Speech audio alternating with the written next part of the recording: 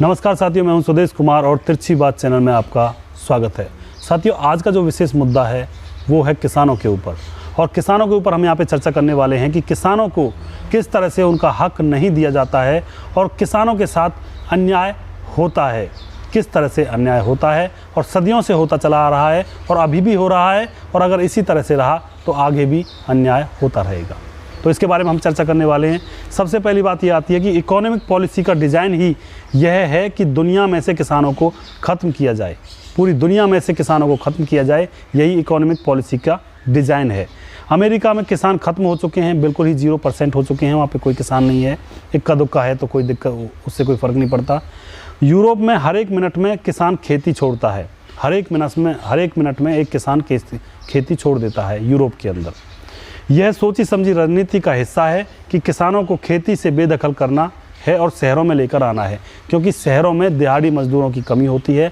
तो किसानों को किसानी यानी कि खेती बाड़ी को ख़त्म करके किसानों को शहर में बुलाने की यह नीति होती है और शहर में दिहाड़ी मजदूरी का काम करवाने की यह नीति होती है। 1970 में गेहूं का दाम 76 रुपये पर क्विंटल था हमारे देश में। आप पुराने आंकड़े निकाल भी सकते हैं। और 45 साल बाद यानी कि 2015 में 1450 रुपये पर क्विंटल का रेट हुआ गेहूं का इंडिया के अंदर। तो इसका मतलब क्या हुआ कि 45 वर्षों में सिर्फ 19 गुना बढ़ोतरी हुई किसान की इनकम में। और इसी दौरान सरकारी जो मुलाजिम हैं उनकी बेसिक पे 120 से लेकर 150 गुना बढ़ी है, जो सरकारी मुलाजिम हैं। लेकिन किसान की कितनी बढ़ी है?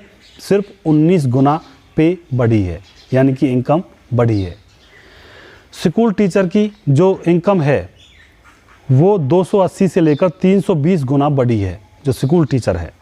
यूनिवर्सिटी प्रोफेसर की जो इनकम है वो 150 गुना से लेकर 170 गुना तक बढ़ी है इन 45 सालों में। अगर इन लोगों की इनकम भी अगर किसान के बराबर बढ़ी होती तो ये नौकरी छोड़ चुके होते और स्कूल में ही किसी फंदे से झूल रहे होते, अपने आप को फांसी लगा ली होती। साथियों, किसान के साथ बहुत ही अत्याचार किया जाता है, पहले से किया जा रहा है, अभी भी किया जा रहा है, और इसी तरह से चलता रहा तो आगे भी अत्याचार किए जाते रहेंगे किसान के ऊपर। अगर किसान की आय सिर्फ 100 गुना भी बढ़ती तो गेहूं का भाव आज 7,600 रुपये पर क्विंटल होता। सिर्फ 100 गुना भी बढ़ती, जबकि किसान की आय तो बहुत ज़्यादा गुना बढ़नी चाहिए, इन सभी से ज़्यादा बढ़नी चाहिए, क्योंकि किसान देश को अन्न देता है, देश को अनाज उत्पन्न करके देता है। खाने की सारी चीज़ें देश को किसान ही मुहैया कराता है। मेहनत से, खून पसीने से अपने खेत में फसल पैदा करता है और सस्ते दामों में देश की जनता के लिए देता है। तो इसकी जो आय है वो तो कम से कम 300-400 गुना बढ़नी चाहिए थी, लेकिन इसकी आय सिर्फ 19 गुना बढ़ी। और अगर मैं यहाँ पे बात करता हूँ किसान की आय सिर्फ 100 गुना भी बढ़ती तो आज किसान के गेहूं का रेट 7,600 रुपये पर क्विंटल के हिसाब से होता। और जो कि उनका हक है, ये आप किसी उनके ऊपर दान नहीं दे रहे, ये उनका हक है क्योंकि वो मेहनत करते हैं। लेकिन किसान की आय अगर इतनी बढ़ जाती तो ये लोग रोने लगते, हाहाकार मच जाता कि इतना पैसा कहाँ से आएगा। आपने देखा भी होगा जब बारी आती है किसान का लोन माफ़ करने की या किसान का कर्जा माफ़ी करने की, तो हाहाकार मच जाता देश के अंदर कि इससे अर्थव्यवस्था ख़राब हो जाएगी, देश में गरीबी आ जाएगी और ये जितना भी पैसा है ये वेस्ट जा रहा है, जो किसानों के ऊपर बर्बाद किया जा रहा है, क्योंकि किसान इसके योग्य ही नहीं है। जबकि मैं आपको बता देना चाहता हूं, अगर किसान इस पैसे के योग्य नहीं है तो पूरे भारत देश में कोई भी पैसे के योग्य नहीं है, क्योंकि जो इतनी मेहनत करके अपने खेत में फसल पैदा करता है और उसको सस्ते दामों में देश के लोगों के लिए मुहैया कराता है, अगर वो भी इन सुविधाओं के योग्य नहीं है तो फिर मर जाना चाहिए ऐसे लोगों को जो इस बारे में सोचते हैं कि किसान इन पैसों के योग्य नहीं है। अगली बारी आती है, आप किसान के लिए 2 लाख करोड़ रुपए अनाउंस कर दीजिए साल में, हाहाकार मच जाएगा और ये पैसा व्यर्थ जा रहा है देश में, ये लोग डिज़र्व नहीं करते, इस तरह की बातें लोग कहने लगेंगे कि ये पैसा व्यर्थ जा रहा है, ये लोग डिज़र्व नहीं करते इस पैसे से। तो ये बातें उठने लगती हैं किसान के बारे में अगर थोड़ा सा भी काम होता है। और अगर इतने पैसे अलाउड कर दिए, यानी कि 2 लाख करोड़ अनाउंस कर दिए, तो देश में हाहाकार मच जाएगा कि ये लोग इतने पैसों के लिए डिज़र्व नहीं करते। कभी आपने सोचा है कि 7वें वेतन आयोग का पैसा कहाँ से आया? ये सोचा है आपने? कभी आपने पूछा कॉरपोरेट का पैसा कहाँ से आएगा, कभी ये पूछा आपने? जबकि 7वें वेतन आयोग पर 4,80,000 करोड़ रुपए हर साल एक्स्ट्रा खर्च होगा जब ये आएगा हर जगह पर, अभी तो सेंट्रल में है। ये किसी ने नहीं पूछा कि ये पैसा कहाँ से आएगा, ये नहीं पूछते लोग। सिर्फ किसान के ऊपर अगर कोई खर्चा होगा उसको पूछते हैं लोग, लेकिन ये नहीं पूछेंगे कहाँ से आएगा।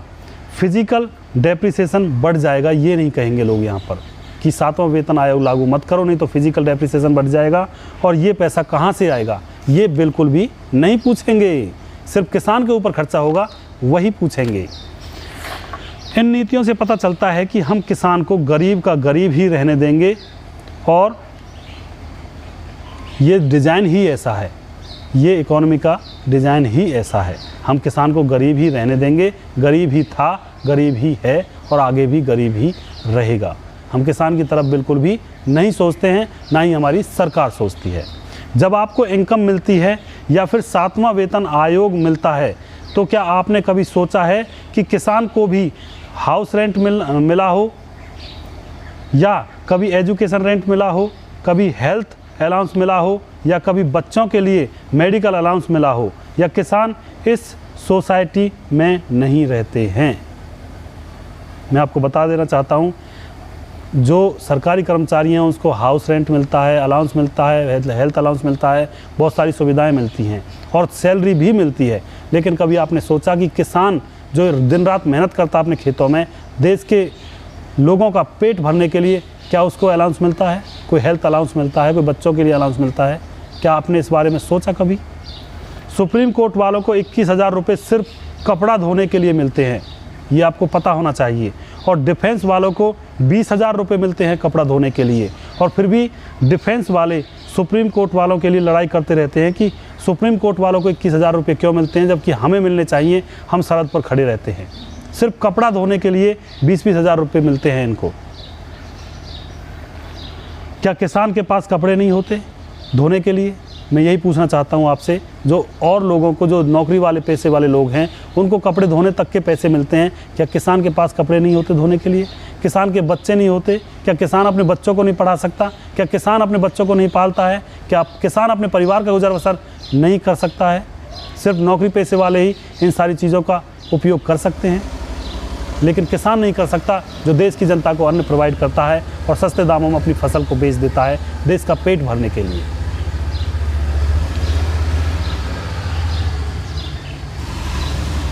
और अभी तो नौकरी वालों को 108 अलाउंस और भी मिलते हैं। यही नहीं है कि सिर्फ कपड़े धोने के अलाउंस मिलते हों, इससे अलग भी 108 अलाउंस मिलते हैं नौकरी वालों के लिए। जब उनको इतने अलाउंस ही मिल जाते हैं तो तनख्वाह की क्या ज़रूरत है? जब इतने अलाउंस ही नौकरी वालों को मिल जाते हैं तो तनख्वाह की क्या ज़रूरत है? तनख्वाह इसीलिए तो दी जाती है कि वो अपने परिवार का भरण पोषण कर सके और उनकी ज़रूरत की चीज़ें वो पूरी हो सके। जब ज़रूरत की चीज़ें ही पूरी हो जाती हैं तो तनख्वाह की क्या ज़रूरत है? लेकिन किसान ने क्या गलत किया है जो उनको नहीं मिलते ये कोई भी अलाउंस, जबकि किसान सबसे ज़्यादा मेहनत करता है। किसान अपना पेट काट काट करके नफ़ा और नुकसान को भुगतता है। बहुत सारी आंधी तूफान आ जाते हैं और उनकी फसल खड़े खड़े बर्बाद हो जाती है, नीलाम हो जाती है, लेकिन फिर भी किसान का शोषण किया जाता है, किसान को धार पर रखा जाता है। क्या किसान को बच्चे नहीं पालने हैं? हम क्यों ऐसा सोचकर चलते हैं कि हम किसान के ऊपर दान कर रहे हैं? हम क्यों ऐसा मानते हैं कि किसान हमारे देश के ऊपर बोझ है? आप दान नहीं कर रहे हैं, आप किसान को निचोड़ रहे हैं। आप ये मत सोचना कि आप दान कर रहे हैं, किसान के ऊपर उपकार कर रहे हैं। आप सिर्फ और सिर्फ किसान को निचोड़ रहे हैं, किसान को आत्महत्या करने पर मजबूर कर रहे हैं। अगर ये सारी चीज़ें जो किसान को मिलती हैं, जितना किसान का वेतन, किसान की जो इनकम है वो नहीं बढ़ी है, सिर्फ 19% बढ़ी है, अगर यही हाल नौकरी वालों के साथ होता तो घर घर में फंदे लटके हुए होते, फंदे से झूल रहे होते नौकरी पेशे वाले लोग। लेकिन उनको तो चिंता ही नहीं है, क्योंकि उनको अच्छा मिलता है, वो किसान की तरफ क्यों सोचेंगे? बात करते हैं देश के अंदर बराबरी की। यहाँ पे आप मुझे बताइए बराबरी कहाँ है? किसान के साथ कौन बराबर का इंसाफ कर रहा है? किसान को तो गड्ढे में डाला जा रहा है, जबकि किसान इस देश की रीढ़ की हड्डी है और फिर भी किसान की तरफ नहीं सोचा जाता है। तो यहाँ पे बराबरी कहाँ है? अगर आपको दिखाई देती है तो कमेंट बॉक्स में लिखें कि इस चीज़ में बराबरी है।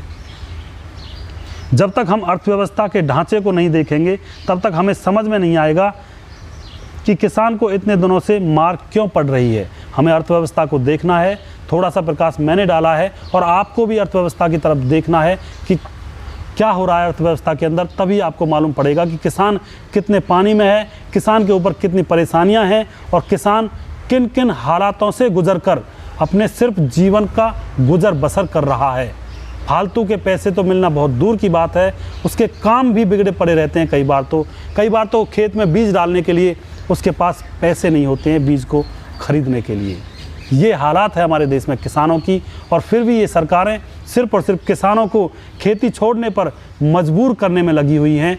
इस आर्थिक ढांचे से यही पता चलता है कि सारी सरकारें किसान को खेती छोड़ने पर मजबूर करना चाहती हैं, जिससे कि किसान की खेती में फैक्ट्रीज लगाई जा सके, बड़े बड़े बिजनेस किए जा सकें और ख़ुद किसान को दिहाड़ी मजदूरी पर लगाया जा सके शहरों के अंदर ले जाकर। तो मैं आपसे पूछना चाहता हूँ, क्या इसी तरह से इस देश के अंदर चलता रहेगा किसानों के साथ? क्या किसानों के साथ सोचा नहीं जाएगा? जबकि हमारा देश कृषि प्रधान देश है। जिस तरह से और लोगों में, अमेरिका में किसान ख़त्म हो गए, उसी तरह से हो सकता है हमारे देश के अंदर भी कल को एक भी किसान खेती करने के लिए ना बचे। फिर क्या करेंगे हम? कहाँ से खाने के लिए चीज़ें लाएंगे? इधर उधर से एक्सपोर्ट कराएंगे? कब तक कराएंगे? तो साथियों, मैं उम्मीद करता हूँ आपको इस वीडियो से बहुत इन्फॉर्मेशन मिली होगी और नेक्स्ट वीडियो में बहुत जल्दी लेकर आऊँगा अगले मुद्दे पर। तब तक के लिए आप अपना ख्याल रखिए, खुश रहिए। जय हिंद, जय भारत।